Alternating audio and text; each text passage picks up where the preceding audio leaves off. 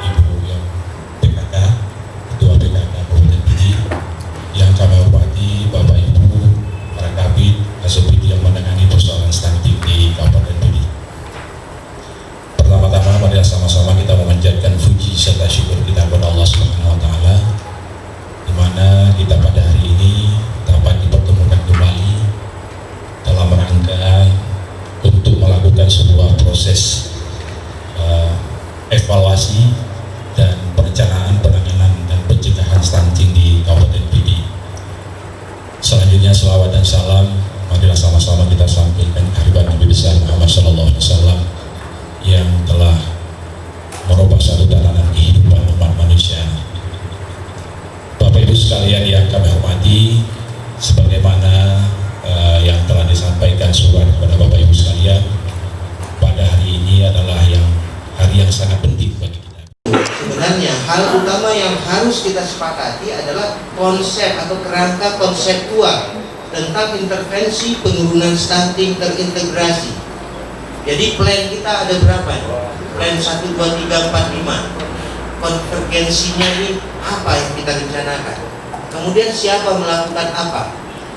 Jadi jangan, kalau kita sudah berbicara integrasi lintas sektor, pendekatannya multisektor, tetapi jangan sampai ada ego sektoral kembali. Ini nanti berkaitan dengan penganggaran. Nah, kenapa misalnya Bapak Ibu bertanya, kenapa PKK? Kenapa ada PKK misalnya? Sangat besar perannya. PKK berkaitan lagi dengan DP3KB, kesehatan. Ternyata kenapa waktu itu kami menyepakati 14 SKPK terkait? Karena pada saat kita telaah bersama kawan-kawan di usia, ternyata memang setidaknya dipilih 14 SKPK ini sangat berhubungan erat dalam upaya kita penurunan stunting. Masa penyusunan RKPD tinggal beberapa minggu lagi. Setidaknya harapan saya untuk 2021, kalau di 2019 waktu itu saya mempresentasikan, tahun ini harusnya ada perbaikan, jikapun angka masih di angka 1 miliar tetapi tepat sasaran terhadap program dan kegiatan. Jadi kita jelas prioritas kita ada di 10 desa. Data yang harusnya pilih bukan 10 kampung. Tapi karena perhatian pemerintah hari ini ada 10 kampung di 4 kecamatan ini perlu kita fokus. Mekanisme konsep kita seperti apa menyelesaikan ini. Ini harapan saya Bapak Ibu sekalian, mudah-mudahan acara pada hari ini membawa berkah kepada kita semua. Terima kasih Bapak Wakapolda. Saya kira tadi telah disampaikan beberapa poin yang sangat penting bagi kita hari ini. Saya rasa kita semua dan sebagian besar kita masih sedikit pengalaman, adanya sedikit informasi tentang stunting ini. Baik, sebelum kita lanjutkan dalam tahap evaluasi dan strategi pencegahan ke depan, kami minta untuk Ibu Nurwanani dapat merepres kembali tentang persoalan-persoalan stunting ini. Waktunya dan support Bapak Kepala Beda dalam acara ini, dan untuk penganggaran penurunan stunting kita itu sudah sangat cukup baik. Kita sudah berapa kali memang kita mengadakan rapat-rapat di Bapeda terkait dengan penurunan stunting. Anggaran itu tetap memang Bapak Kepala Beda memperjuangkan. Tinggal sekarang mungkin kita bersama setelah nanti duduk untuk menyepakati beberapa hal program kegiatan yang dapat kita susun. Kawan-kawan semua mungkin udah nggak asing lagi nih, ya, apalagi dari PA tentang stunting ini banyak sekali sudah ada presentasi yang pernah diikuti. Cuman untuk mengingatkan kembali, masa izinkan kami untuk dapat memberi informasi kesehatan, jadi berkolaborasi dalam pencegahan stunting. Lanjut. Mungkin dampak stunting itu secara dampak kesehatan, mungkin ibu-ibu dari kesehatan itu sudah mengerti bahwa itu akan terjadi gagal tumbuh, di mana berat lahirnya rendah, kecil, pendek dan kurus. Kemudian ada terjadi hambatan di perkembangan baik kognitifnya maupun motoriknya, dengan juga gangguan di metabolik. Ini mungkin sekilas saja bagi mungkin yang ibu-ibu bapak yang masih baru dalam hal ini. Kita bisa biar nanti di akhir presentasi ini bisa mengerti bahwa stunting itu bagaimana dan apa. Ini mungkin jangan bosan dulu yang pernah, yang sudah sangat kenal akan stunting ini. Kemudian dampak pertumbuhan tumbuhnya juga akan berkaitan juga, karena mungkin rasionya itu bisa mendatangkan produktivitas SDM kita akan menurun di masa depan. Daripada dampak ekonomi, kerugian ekonomi juga baik. Terus ini mungkin penyebabnya ada di faktor penyebab masalah gizi. Mungkin berulang-ulang kali memang sebelum ada wacana stunting ini, Kemenkes itu selalu ada teranas penurunan gizi, ada aksi gizi semua. Itu Dinas Kesehatan mungkin sudah sangat mengerti bahwa ada aksi teranas tentang untuk peningkatan gizi anak atau balita. Itu mungkin sudah pernah ada panduannya sebelum ada stunting ini. Mungkin bisa kita lihat kembali. Kemudian menyangkut dengan lokus saja sendiri, lokus stunting yang memang tadi Bapak Kepala sudah bicarakan, yang menurut Kemenkes ketika kita bekerja sama dengan Fakultas Kedokteran bahwa ditetapkan 10 lokus desa terkait stunting. Itu ada di Kecamatan Kuman Tanjung, Desa Ara. Kemudian itu jumlah seluruh balita ada 30. Kemudian prevalensi stuntingnya mencapai 6,667%. Itu data EPGM ya.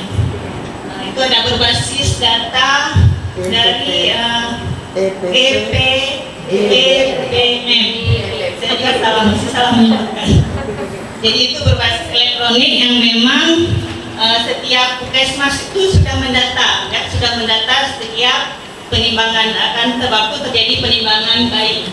Kemudian lanjut dari Kecamatan Tangse, Desa Ule Gunung, itu jumlah seluruh balitanya ada 63. Kemudian jumlah anak stunting 12.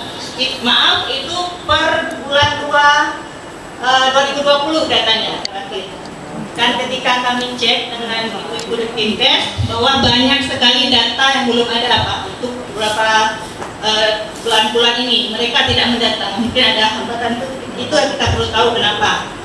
Itu mencapai stuntingnya, prevalensinya 19,048%. Kemudian desa Tengah Mangki, Kecamatan Simpang 3, jumlah balitanya 24. Kemudian jumlah stuntingnya 8 orang, prevalensi stunting 33,33%. Kemudian Simpang 3, Desa Nin, jumlah balita 43 orang, prevalensi stuntingnya 37% dengan jumlah anak stunting 16. Itu selanjutnya mungkin bisa dilihat sendiri. Jadi yang tertinggi bisa dilihat di kecamatan di desa apa tadi? Ya, Udara Timur.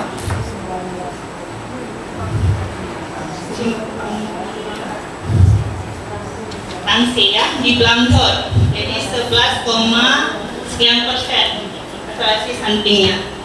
Kemudian informasi Bapak Beda bahwa kita ketika dalam membuat insertasi dengan beberapa SKBK terkait stunting, bahwa di grup ada grup stunting, jadi sangat, saya kira sangat bertolak belakang yang keinginan kita untuk memupus habis stunting ini. Jadi sedang disiapkan oleh tim kesehatan menyangkut 10 penambahan, mungkin bisa kami informasikan. Coba tadi Tiro, Desa Pulau Siblah, prevalensi stuntingnya 7,9. Rube, Daya juga Delima juga Daya Gerak, Rube lagi Daya Rube, Indrajaya dengan Desa Garucut, Indrajaya, Daya Gerapo, Lumpang 3, Neruk, Ketapang Masjid, Menje Masjid, Tanjung Haku. Itu berdasarkan dengan data yang memang diinput oleh Puskesmas. Mungkin biasanya di program kita ada IKB ya, penyediaan KB kit. Itu kita harapkan bisa tepat sasaran. Kemudian juga terhadap pemberdayaan perempuan ini menyangkut dengan sosialisasi atau pembinaan ibu-ibu yang ada di kampung terkait dengan pemeriksaan kehamilannya. Masih dalam penanganan COVID, jadi mungkin tidak bisa mengundang terlalu banyak peserta.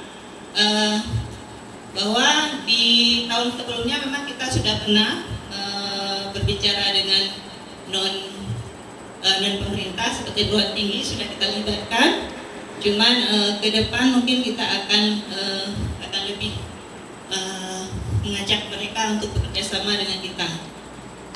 Baik, mungkin kalau ada dinas di sini yang memang punya dana DAK, kita harapkan memang pemanfaatan dana DAK ini bisa untuk melayani stunting dalam hal kalau kesehatan di PNT, di obat gizi dan alat antropometri, kemudian bisa di sanitarian kits, sarpas penyuluhan KB. Kalau di sanitasi, sistem akan menyumbang sedikit untuk pencegahan stunting. Mungkin kalau yang lain-lainnya mungkin ibu-ibu sudah mengerti intervensi gizi sensitif itu gimana intervensinya itu lebih banyak dilakukan oleh dinas kesehatan. Kalau sensitif itu kolaborasi dari SKPK terkait. Ada peran kader pembangunan desanya, ada peran aparatur dan pendamping desanya. Di sini mungkin Bapak Ibu bisa ambil bagian. Semoga paparan ini bisa memberi sedikit gambaran Bapak Ibu dalam diskusi kita pada hari ini. Mungkin itu saja Pak saya. Saya akhiri. Assalamualaikum warahmatullahi wabarakatuh. Minimal kemarin kita anggarkan punya keinginan bahwa punya pemerintah daerah 1 miliar.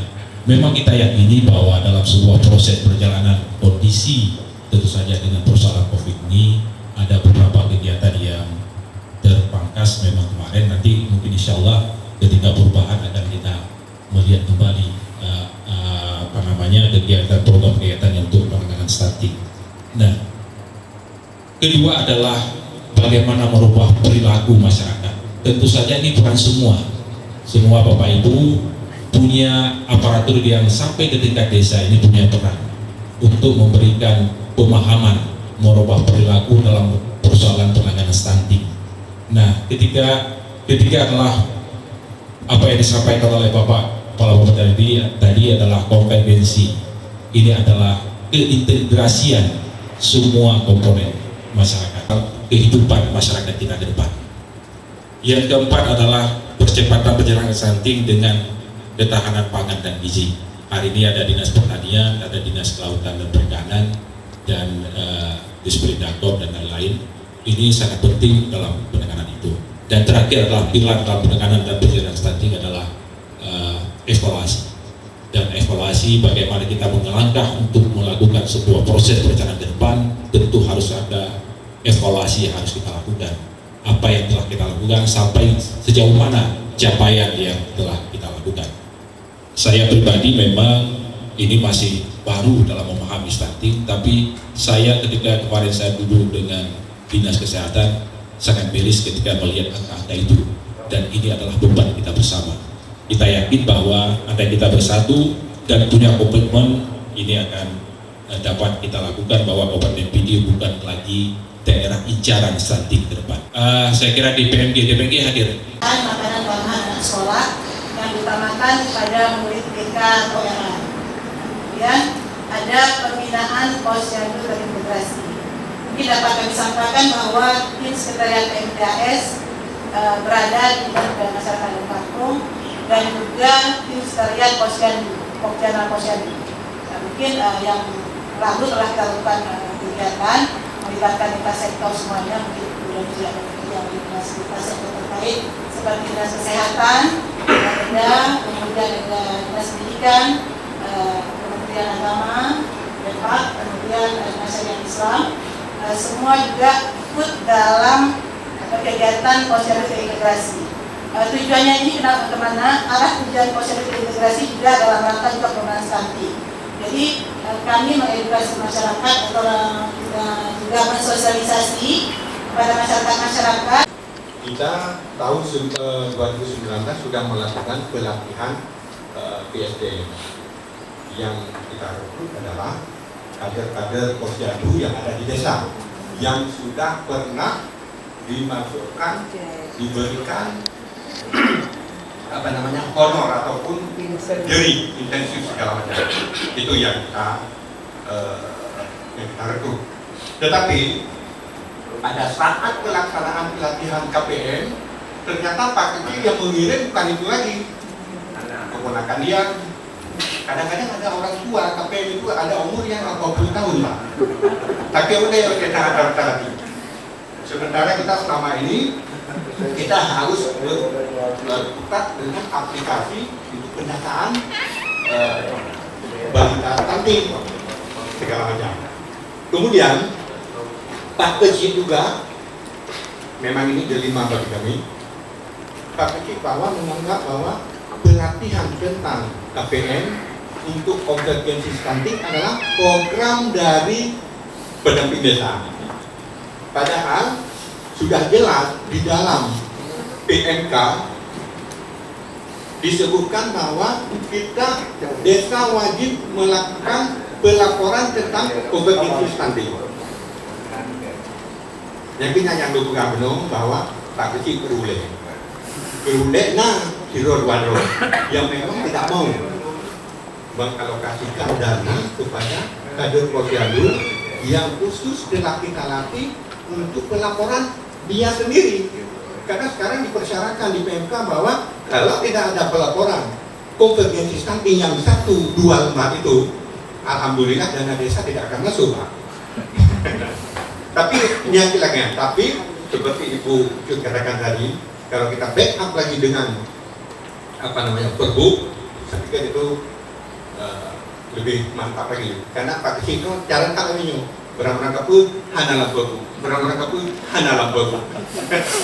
Sehingga kadang-kadang kami pendamping desa dari DA sampai PLT, waktu ditanya sekarang kan lagi hanga-hanga PLT.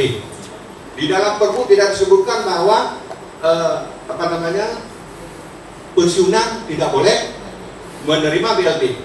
Anda sebutkan memang secara transparan. Kamu tinggal pegat akal bina.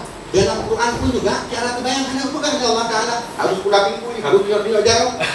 Takkan dulu ada itu bayang pula pinggu dia jarak. Jadi kita kan punya moralitas, punya hadis, ya kan? Punya pendapat-pendapat para ulama. Ini lagi nyanyi.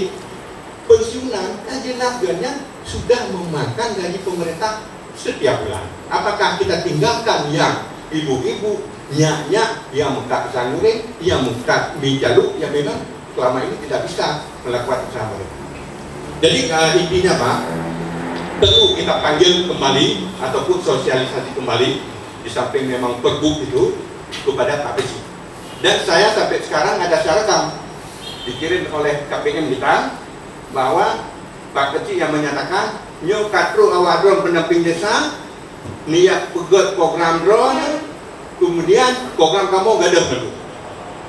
Pernah ini mau dijenguk, pernah di satu desa Jawa kamu nyo nawenyo Pak Bupati, Pak Wakil Bupati Kak pegot mendana desa harus jalankan programnya.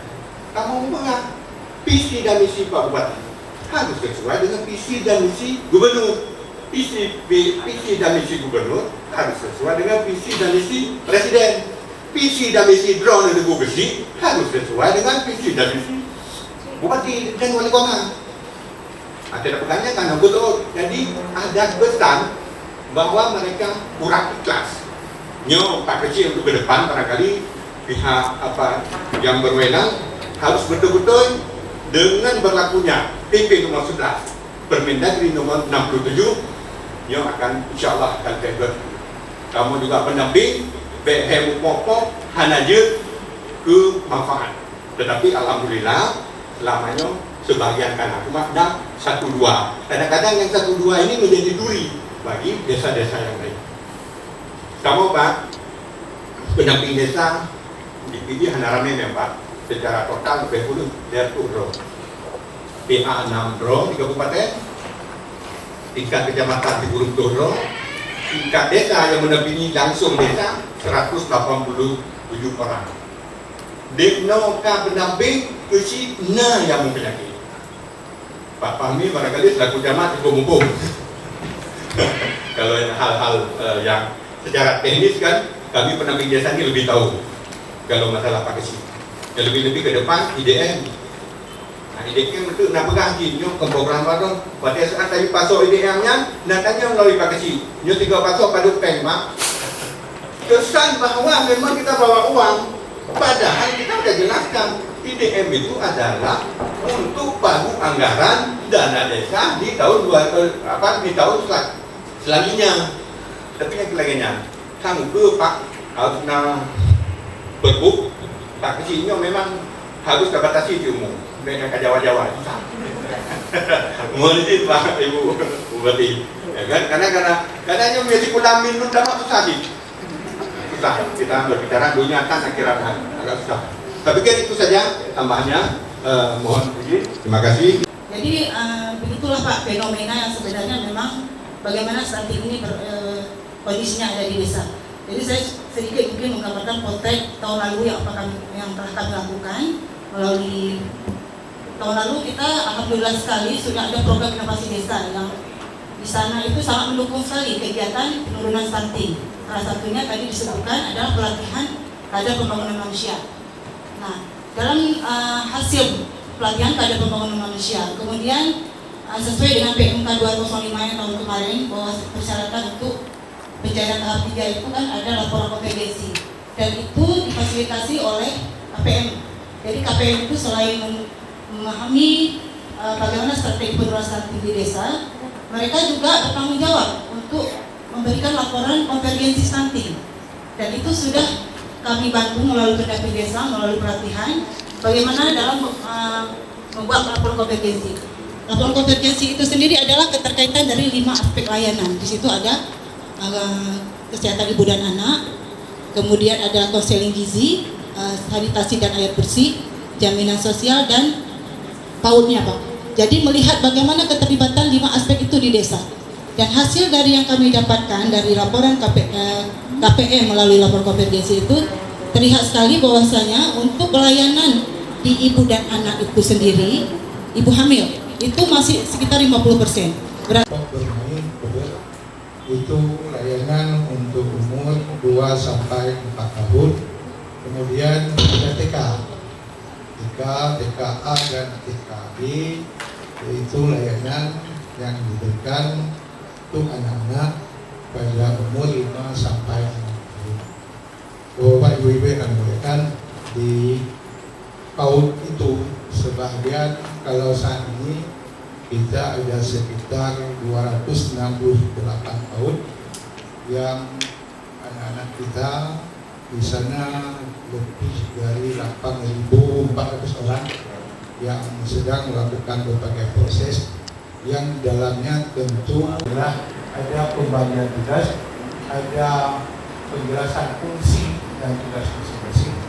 Ada yang sangat penting adalah adanya satuan tugas yang dibentuk mulai dari tingkat kabupaten sampai ke tingkat kecamatan dan kampung dalam rangka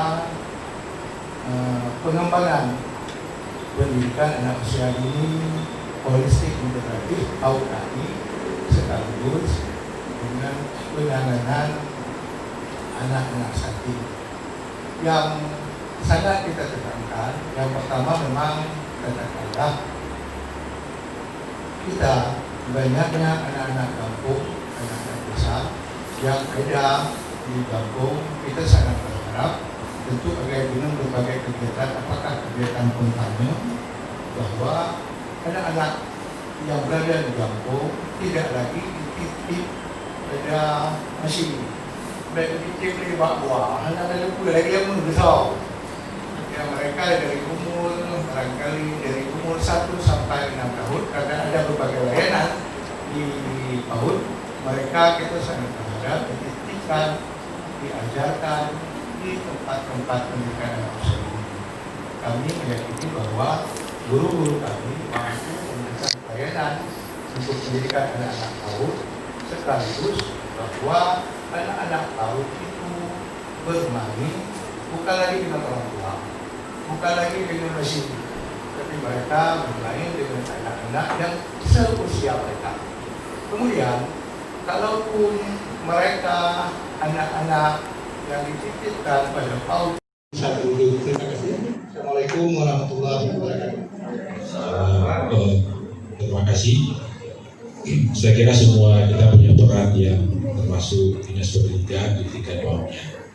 Saya kira peran selain itu juga PKK sangat penting hari ini dan sampai ke pelosok desa punya peran untuk pemberdayaan masyarakat. Ini salah satu adalah strategi kampanye pada masyarakat. Ini peran PKK sangat dibutuhkan sehingga struktur sudah jelas, tentu saja bagaimana memerankan peran itu lebih baik. Kami ingin sedikit gambaran perkembangan tentang program-program PKK selama ini. Cerita ini hanya mungkin ada beberapa desa, segelintir desa yang berbuat seperti ini. Nah, untuk Desa Wisma, di Desa Wisma ini kita punya ada namanya Ketua Desa Wisma. Jadi setiap bulan Ketua Desa Wisma ini akan melakukan pendataan. Berapa jumlah balitanya, berapa jumlah yang meninggal, ya. Jadi berapa orang ibu hamil. Jadi smeter data awal itu adalah di tingkat Desa Wisma. Nah, permasalahan yang ada di desa, begitu kita datang, kita kasih format untuk kegiatan Perdasa Wisma. Bu, kamu anak rupok peng, Ketua Desa Wisma. Sementara kami harus mendata dan kemudian harus memantau. Selama ini yang mendapat dana desa hanya Ibu Ketua Tim Penggerak PKK, sekretaris, bendahara, dan kader. Sementara Dasiswa itu beda lagi. Jadi kalau sekiranya ada desa terdiri dari beberapa dusun itu terdiri dari beberapa Dasa Wisma. Jadi 10 sampai dengan 15 kakak, itu satu orang ketuanya, dan mereka tidak ada honor sedikit pun. Nah, sebenarnya kalau Dasa Wisma ini bisa aktif, ini pemantauan pendataan berjalan bagus. Karena kenapa setiap bulan mereka harus melaporkan. Nah, kemudian kendala kita di kader. Kader kebanyakan, ini pengalaman kita juga waktu turun ke desa, berapa orang ada kader? Maksimal 5 ibu kadernya. Saya bilang salah, bukan maksimal, minimal 5. Suka bu, benda awak drone banget pegah-pegah kentang. Buat dia kamu dalam hago kamu yang kena. Jadi itu selalu kalau kita katakan, contoh untuk kesehatan kita bilang 10%. Tetap mereka mana yang harus 10%-nya. Jadi ini mungkin hal-hal dari segi administrasi yang diperlukan oleh Pak Kecil. Mereka nggak berani berbuat karena kan kita yakin sekarang pada masa saat ini transparansi dan harus ada kalau kerja ini mana juknisnya, mana ininya, itu mungkin yang diperlukan saat ini. Ya, itu masalah kader. Jadi kader juga kurang. Kemudian masalah PMT. Selama ini yang ada itu adalah PMT untuk penyuluhan. Ya, kebanyakan desa yang ada yang punya desa binaan telah bekerja sama dengan semua lintas sektoral. Jadi hari ini Bapak Ibu sekalian, para pemangku kebijakan, khususnya mitra kerja, seperti yang telah disampaikan tadi, bahwasanya kader-kader yang telah dibentuk. Sekarang banyak sekali kelompok-kelompok yang telah kami bentuk di lapangan, di desa-desa, khususnya desa yang ada stunting, itu telah dilaksanakan penyuluhan, ada kelompok bina keluarga balita. Di situ ada namanya 1000 hari HPK, hari pertama kehidupan. Itu telah dimanfaatkan oleh mereka kader-kader setelah memahami tentang bagaimana untuk kita tingkatkan kelompok tersebut bisa untuk berdaya guna dan berhasil guna, khususnya untuk mencegah stunting. Di situ ada kelompok ibu-ibu yang punya anak balita, bayi di mana. Yang problema saat ini, kenapa ada stunting? Itu ibu-ibu kadang-kadang yang punya anak balita, batuda, bayi 2 tahun, dia tinggalkan di rumah dengan kakaknya yang masih di bawah 5 tahun. Mereka bekerja ke sawah, mereka bekerja ke kebun. Lalu bagaimana asupan gizinya di tingkat keluarga sehingga terjadilah gizi buruk. Sesudah stunting ada istilah lagi, itu ada kurus lagi, setelah kurus pendek lagi. Ini yang menjadi persoalan. Jadi saya telah mendengar ibu dari PKK tadi bahwasanya itu ada satu peraturan gubernur yang telah dikeluarkan tahun 2012 nomor 60 tentang layanan sosial yang berintegrasi. Itu sampai sekarang saya rasa tidak ada Excelnya untuk dilaksanakan di lapangan. Sebenarnya itu cukup bagus. Kenapa ada PKK, ada DPMG? Hari ini ada disarankan oleh Bapak tadi, yang kendala di lapangan, kader yang telah dilatih, yang sudah menguasai aplikasi. Itu sekarang kadernya bukan kader zaman dulu, ini sudah kader milenial. Bukan kader unduhan, kader hasil dari kampung. Hanyalah ada berharap. Stunting tidak akan turun, malah berdampak. Tapi kalau kader-kader milenial kita manfaatkan di kelompok dan sesudah penunggaran kepemimpinan di desa, jangan didadukan seperti yang telah disampaikan oleh Bapak tadi. Itu mohon Bapak Dinas DPMG dipertajam tentang aturan tersebut pada desa, sehingga bisa jalan. Selanjutnya ada kelompok yang telah kita bentuk. Strateginya adalah kelompok bina keluarga remaja. Jadi mempersiapkan remaja sebelum melaksanakan berkeluarga. Itu dulu ada Janinda namanya. Kami setiap ada pernikahan kami datang. Namanya pembekalan jalan hidup dan baru, yang bermitra kerja dengan KUA dan Dinas Kesehatan serta BKKBN. Sekarang sudah dialihkan oleh Kemenak namanya Susjatin. Susjatin adalah perbekalan atau penandaran kepada mereka-mereka yang akan menikah. Di situ bisa kami masuk, bisa Dinas Kesehatan masuk untuk memberikan konspirasi terbaik kepada mereka, untuk memberikan hal-hal mempersiapkan dirinya untuk berkeluarga.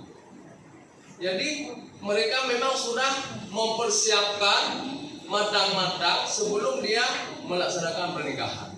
Ini kita memanfaatkan semuanya. Semua dinas kita memikirkan. Baik, dan berikutnya peran odaya pegawai dinasnya urusan rawan baik sama sima kita bergerak. Kontrasepsi ada pada bersama. Ya, mari kita menjalankan ini. Itu perbu kita laksanakan. Sudah selesai draftnya. Wacana atau memang sampai sudah di draft? Sudah selesai draft. Nanti kalau bisa selesai dalam ini selesai. Insya Allah. Oke, terima kasih. Oke, silakan.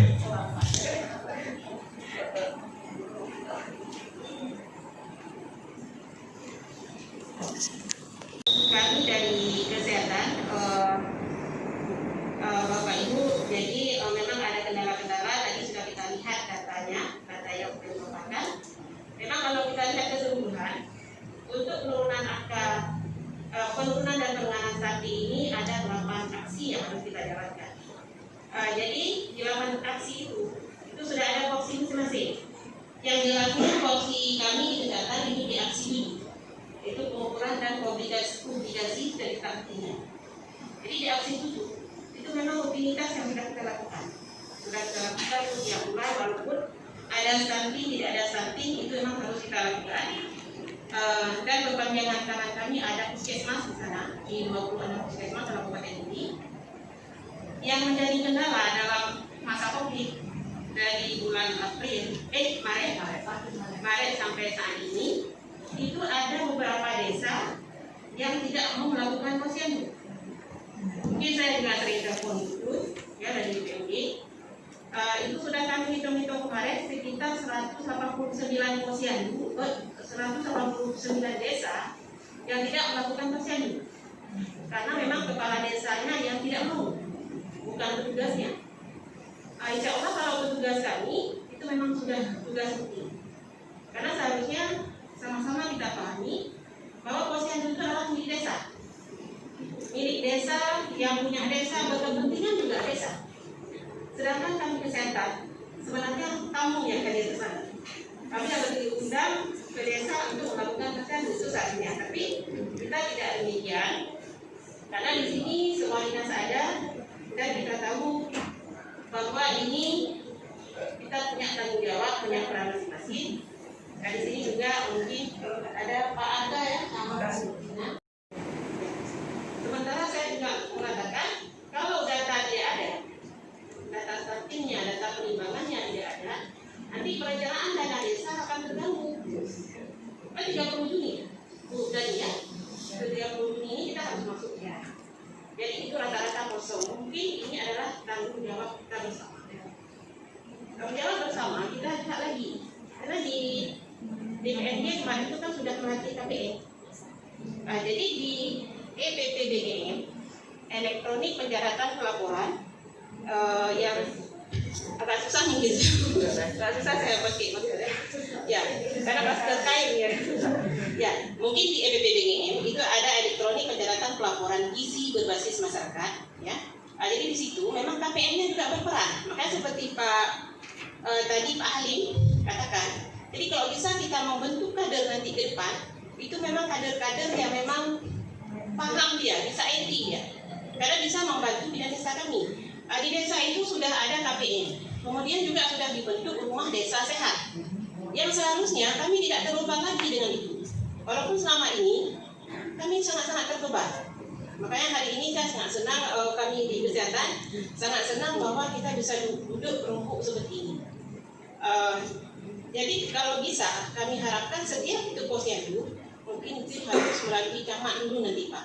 Bagi kita sosialisasikan ke Pak Camat, kemudian nanti dengan Pak Kecil atau perangkat desanya itu juga nanti bantu dari tenaga ahli, pendamping ya Bu Nina. Jadi supaya tahu bahwa desa itu memang harus kita lakukan, ada pergub tersendiri. Kemudian setiap desa memang diharapkan itu juga ada di aksi keberapa, mungkin desa itu juga harus punya kebijakan-kebijakan. Itu mungkin dengan Bu itu nanti di DPMG Bu ya. Kalau kami di aksi 7 itu sudah kami lakukan. Jadi kami harapkan merasa berkepentingan lah posyandu itu. Merasa berkepentingan lah, ada anak, ada ibu, ada sasaran di desa itu untuk dilakukan pemeriksaannya oleh petugas kesehatan. Jangan kami datang, kamu minta tampak saya enggak Bapak Ibu. Bisa kami paksakan. Yang jelasnya kami mau. Ya, kami mau dan setiap bulan memang sudah tugas rutin kami.